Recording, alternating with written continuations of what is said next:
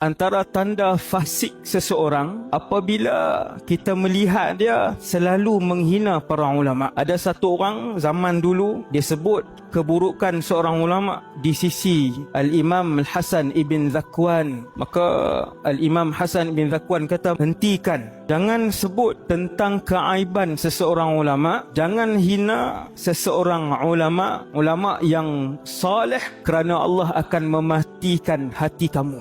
Zaman kita hari ni, ada beberapa orang di Malaysia ni, dia ada channel khas untuk kutuk ulama. Semua orang tahu. Hasbunallah wa ni'mal wakil. Beratus-ratus video pula tu. Dia bukan kutuk ulama tu sebab ulama tu jahat, tetapi dia ingat dia alim. Bila mufti wilayah persekutuan buat keluar hukum merenjis pada kenderaan kan, bahawa harus, dia kata tak tepat. Dia lagi alim dan dia bukan mufti. Dan ada 2-3 orang yang macam ni. Dan kita lihat orang-orang ni seolah-olah hati mereka dimatikan oleh Allah dan dia tak takut untuk buat kesalahan dan dosa. Sedangkan ulama al-amilun ni, ulama-ulama Rabbani yang kekal sampai kiamat ni, apabila mereka mati, mereka tetap diperlukan di alam barzakh, di mahsyar sampai dalam syurga.